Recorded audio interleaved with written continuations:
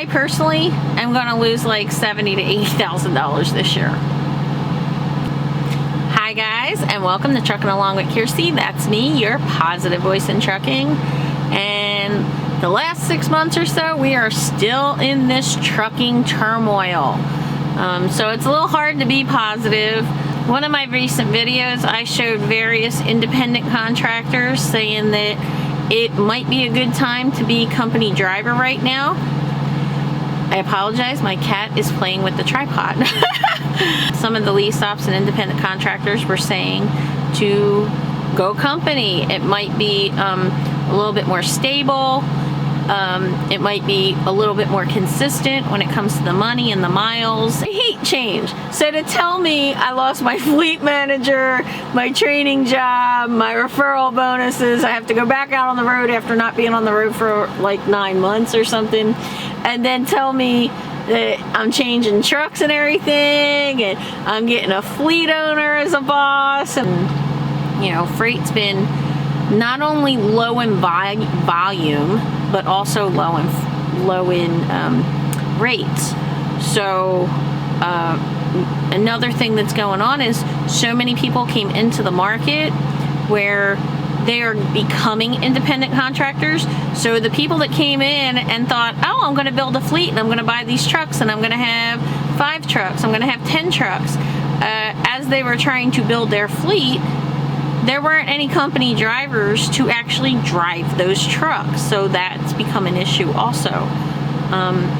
So I wanted to give you a perspective of a company driver, because this market is affecting everybody. It's affecting me personally.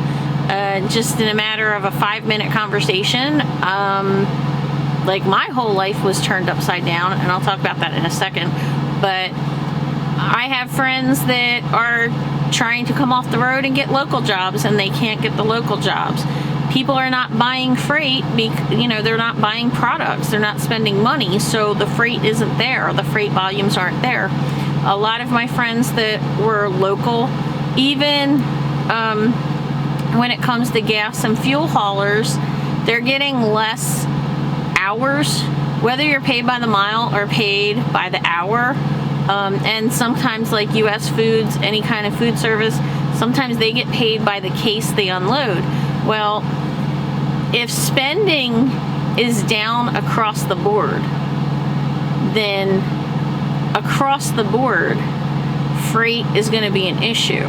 If people are trying to conserve on fuel and gas, then the fuel hauls aren't working as much. Comment down below and let me know, are things getting better for you out there, and what division are you in? A lot of these trucks, like seriously, the past week or so, I've been trying to find parking spaces, and even by 10 o'clock in the morning, noon, the truck stops are full. And some people are waiting for a day or more for a load. And it's been kind of interesting to see how that's all working out. When it comes to like food service that gets paid by the case that they unload, think about that. If spending is down, then they're not unloading as much product, so they're not making they're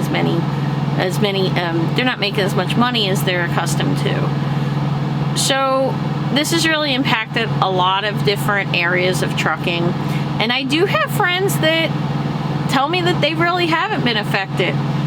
One of my former students is on a really cool regional route at another company. She's hauling milk products.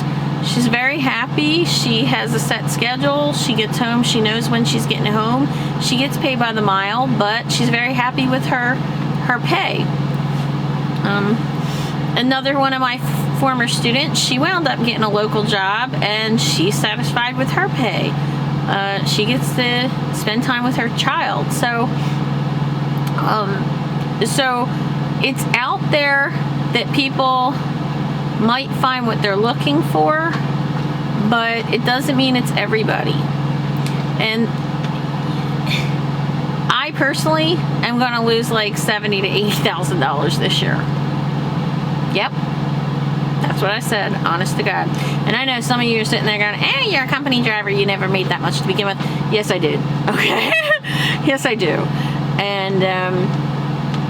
And some of these YouTubers are still, it's a great time to come into trucking because you can learn and things are slower. Yeah, well, there's a flip side to that, okay? A company like Prime or Rail, your contract is 150,000 miles. It's not 1 year. Your contract is 150,000 miles. So if the freight is this bad, how long is it going to take for you to pay off that contract? You know, you might have thought, it's going to be a year, 15 months. Now all of a sudden, 150,000 miles, should be able to do that in a little bit, a year, a little bit more. But that might drag that out a few months. At Prime, the training is 50,000 miles or 60,000 miles if you come in with your CDL. Well, 50,000 miles under great freight, 5,000 miles a week, that's 10 weeks. That's already hard to do. You're talking almost 3 months. Well, now it's 50,000 miles and 60,000 miles, and guess what? That's now 5 months. And not only that, but if you hit something, if you get a ticket, if you get a critical event, you just added another 10 to 20,000 miles. So, another 3 weeks? Another 6 weeks? Is that what you want? And, the promise of, I'm getting paid $900 a week, which to some people, $900 a week is a lot of money. You come from the South, Louisiana, parts of Mississippi. I have students that thought that was like the most they ever made. You come from places like the Northeast or California, $900 a week isn't crap. You're going to go bankrupt. So,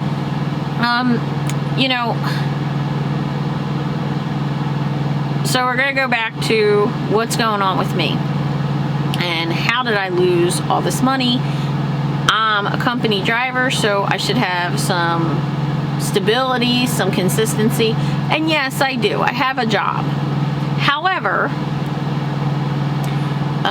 one thing that happened, all in a 5-minute conversation, I found out I lost my truck, my fleet manager, my training position that had me home every day, and basically my referral bonuses.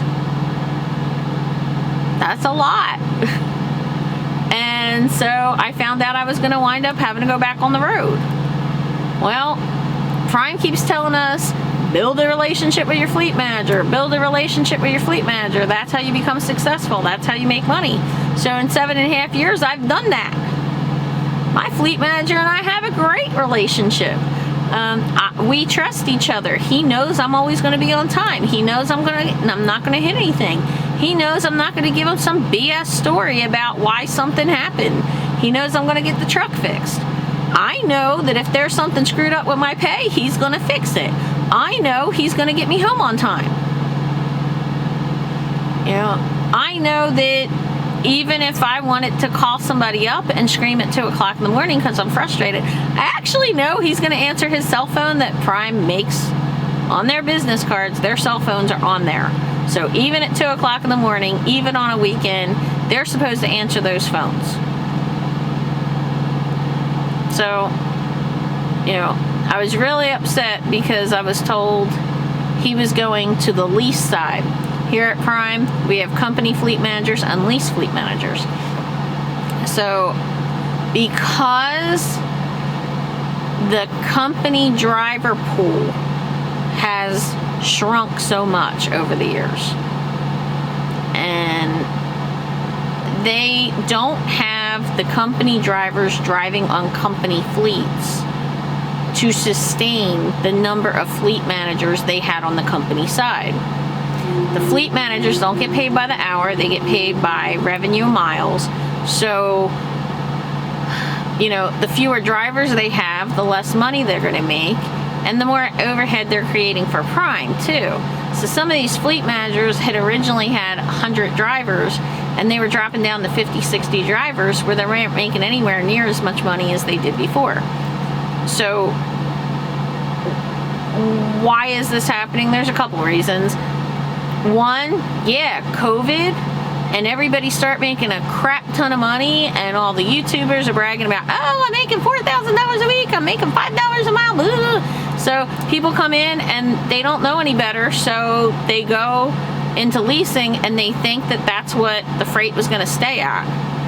And even with the bad economy, Prime expected drivers to come into Prime, students to come into Prime and go company because the economy is so bad, and that's not what happened.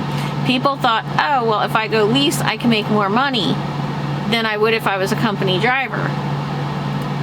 So over the past 6 months or so, Prime has been like dissolving company fleets.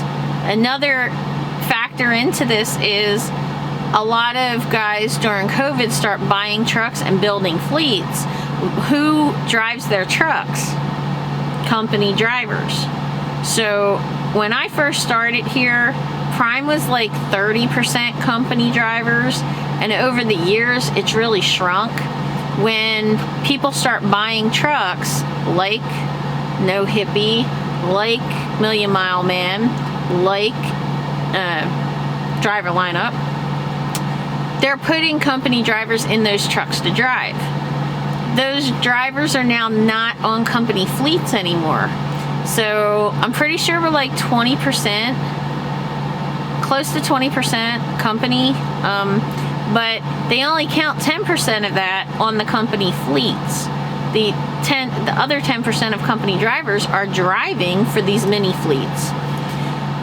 So that meant the last week in April, I found out that my fleet manager was going lease. So I had a dilemma.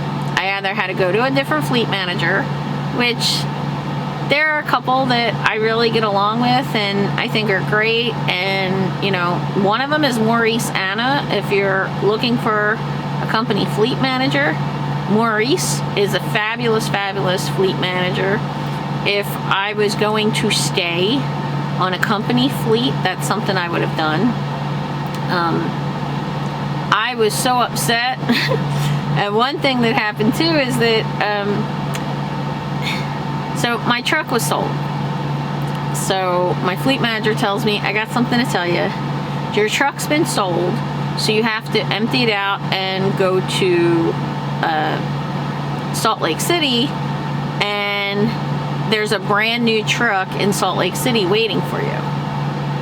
Well, I already planned on going on vacation in a couple weeks, and you know, I was like, now I don't know if this new fleet manager is going to have a problem with me taking off or not. And I didn't know if he was going to say, oh, well, you got to turn your truck back in. And I just didn't feel like going through that. Plus, I had a vacation planned in December. I have another one planned in March. So I was like talking to this one fleet manager, and I was like, well, what do we do about this? And he was like, well, December, March, that's far away. We'll worry about that then. Nah, I want to worry about that now, because I don't want to keep hopping on and off trucks. Really, that is, as far as I'm concerned, it's like the only downside to being a company driver that people, you know, complain about. But so I told my fleet manager, look, I'm not going to go for the new truck. I have to decide what I'm going to do. And I turned in my truck. I didn't request a new one. I told him I was going to take 2 weeks off, and then I was going to Vegas. So I would decide what I was going to do and put myself back on the list for a truck if I decided to stay on a company fleet. In the meantime, you may remember that I did a video, I'll put it up here, of Alan Godfried, who owns Kokomo Express. I believe he's up to 11 trucks now, and half of them are paid off, so he's doing well. And I called him up and I said, hey, Alan, you know what? He and I were on the driver advisory board together, so we've known each other a few years. I did put 2 of my former students on his trucks. So I've gotten great feedback of how he runs his fleet. And he's a really personable guy. He's easy to talk to. So I said to him, I was like, look, do you have a truck? Do you have an open truck? Because And he said to me, well, I might have a driver that's leaving. If not, I'll buy you a truck. I was like, you'll buy a truck for me? And he was like, yeah, I'll go buy a truck. He's like, what color do you want? I was like, for whatever reason, he thought I wanted a green truck. He was actually going down the list looking for a green truck. And I was like, I don't care what it looks like as long as it drives. And I'll just drive that sucker till the tires fall. Wheels will go rolling down the highway. But he wasn't sure if he was losing a driver or not. Somebody had some personal issues going on. So I said to him, okay, well, I want to take the 2 weeks off, and then I'm going to go to Vegas, and we'll talk. And he says, well, if I have to buy a truck, then it might take a month or so. And I was like, okay, well, we'll figure it out. He agreed to let me go team for like 10, 12 days, something like that. And it turned out that his driver came back and said, hey, June 1st, I am quitting. I won't be driving anymore. I need to be home. So Alan was like, all right, this is good. Got a truck for you. And so I'm in a 2020 and it's beautiful. He's got great decals. He set the truck up. It's awesome. Asked me what kind of refrigerator I wanted, and if I needed a microwave, and if I needed GPS, and some of the stuff I did need, some of it I didn't. But he went right before I left. He mailed an inverter to me, which was really cool. It's got like 3 little 12 volts and four USB ports. So he's really set this truck up. It's cool. Roku TV. And so why did I wind up having to come out on the road? Well, they're not bringing people in. So if they're not bringing people in, they don't need trainers like me. I'm a CDL instructor and I've been a team trainer, but they don't need us right now. So we're kind of an on-demand type of product. Being a woman, I kind of have an unfair advantage because I'm in a high demand. If I wanted to come out on the road and do PSD, I can't bring my cat. So I'd have to get rid of my cat. I didn't want to do that. So training kind of got pushed to the side. So there you go. There goes all my training pay. Right? They're not bringing people in. They're only bringing in like 20 people a week to Springfield, and we literally have hundreds of CDL instructors. So they weren't allowing us to do multiple students and staying home like I was. They do have quite a bit of women who need team trainers, but I'm really not interested in that anymore. So because they're not bringing people in, even the YouTube channel's not going to bring in my referral bonuses, which I've gotten a lot from the recruiting. I'm not going to lie. It's great. I appreciate all you guys. And, to me, it's really more about helping people. I'm not going to deny I like the money, but I do actually donate a good portion of that every year.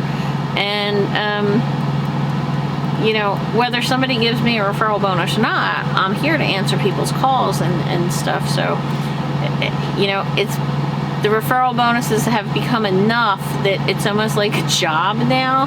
And unfortunately, sometimes I really don't feel like making these videos, or I try to put in the effort to do the editing. I think it looks better.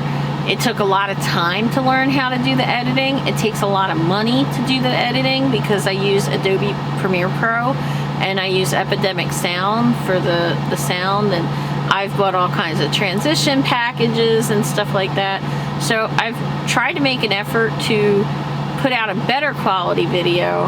And because of that, sometimes I just keep recording videos and then I start playing with them, and then by the time I get it edited and I go to put it up, guess what? It's not relevant anymore. And I'm like, this sucks, because now it's like a month old.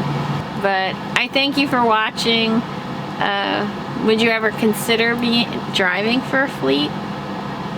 And now that I'm back on the road, I hope to see you out here trucking along. Bye.